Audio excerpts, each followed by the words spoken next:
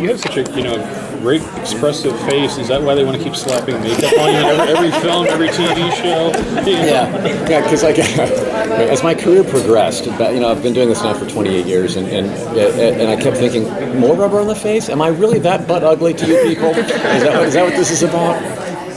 But no, what I figured, I've been told by many creature effects makeup artists that being the tall, skinny guy with a small bone structure, and I have a height and a not much of a weight to be able to build on without getting too bulky, and that's a big deal for the creature effects makeup people.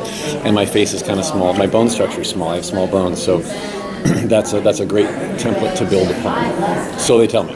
Well, how do you get into the mindset of Cochise? They know it's a guy. He's caught between two worlds and loyalties. How did you get yourself in that whole mindset?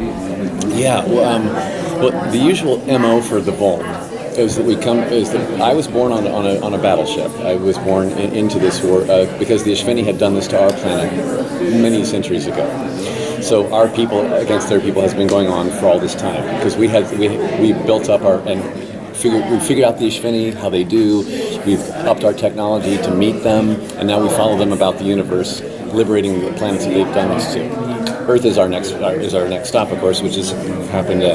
You saw through season 3, and so what the place Cochise is caught in is what we've always done before: is we go to a planet and we scoop the indigenous creatures off to one side into a little safe camp while we fight the Ishveni off and liberate their planet and get them all back to normal.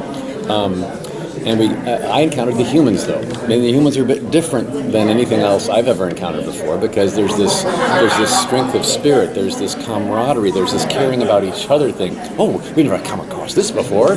We've never done it this way before. So that's why Cochise spent all season 3 getting to know and befriend the humans, especially Tom Mason. And so by the time the season was about over and my father's mothership land, right, and my dad Waschakchaab is there, played by me also, I might add. Yes, right? I did the whole Patty Duke thing. Oh my gosh. Can I tell you how hard that was? I was schizophrenic for like that whole week because I would play one side of the scene this way, go through makeup change, costume change, come back and play this side of the scene.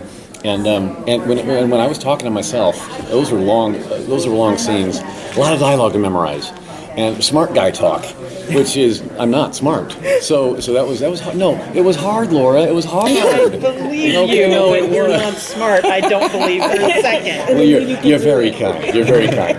But I love, and so anyway, so my dad landing Waschakchaab. He comes from the old school way of this is how we've always done it. Cochise has had all this entire time with the humans to learn about them and say, oh, they're different. So we had to have that, Dad, they're different. And like, no, son, we've done all this. That's kind of the moments that I had with myself as the dad. So you saw at the end of that final episode last season that I gave the humans their guns back and said, okay, we're not going to put you in captivity. Go scurry about the countryside free, but get out of here because we got a battle to fight and don't get in our way. But go, right? So which was a nice, kind thing. And we had a lovely goodbye scene and see you soon, my friend, and all that kind of stuff. And then it turns out that my dad, Waschakchaab, was kind of in on the setting them free thing because he understood that maybe they are different than usual, but they're going to get killed. They're going to get killed out there, I'm sure of it. And so season 4 then opens up with they're free and they're walking about the countryside, and you might have seen some clips of them with green grass, and they're kicking their shoes off and feeling the bare feet with the grass going through between their toes, and until dun dun dun it goes crazy. It goes crazy. Yeah, no, it does. I read the first script of season 1, and I was like, oh my gosh. The first episode is like, I don't even recognize this show. It's like, but it was so intriguing and like page turning, and because what happens is that you'll see everyone get separated from each other very quickly, and then the question remains then, where are the Volm? I thought they were here to fight the good fight and just protect us, and now all of a sudden, the Ishveni have us in chokeholds, all in different corners of the world, and like. So that's the question that's going to remain: is where are the Volm and why have they abandoned us? I do make an appearance in the first episode to explain what's been going on. Tom, listen, Tom, we're still friends. Everything's fine. But the bottom line of the conversation we have is that we have. Are you gonna go? Are you gonna? I'm so sorry. Yeah, I know. When the tickle gets in there, it's over. The bottom line of it is that the Volm have the Ishveni battle going on all over the universe, not just on Earth. So Earth is not our only battlefield with the Ishveni. So there are other pressing matters that happen, and the mothership has gone away and left a small core of us on Earth. So that means that this idea of separation also does affect me as a Volm, because my mothership is left and my backup is left. So I'm left with a few Volm soldiers, and that's it. So we're in communication, sort of, with that really far away battle that's going on, but I'm kind of like fending for myself as well. I'm not in captivity. The Volm, we sidestepped the Ishveni's recent thing. My phone has been going nuts. I'm so sorry. I should have silenced it, Laura, but I didn't. You're so rude. I know, right? You'd think I would be a professional. I've done this enough. You once or twice. Turn my phone off. So anyway, did I answer? I answered a lot of stuff. Okay, yes. You torpedoed my question in the middle of it, but I'm going to change it. Okay.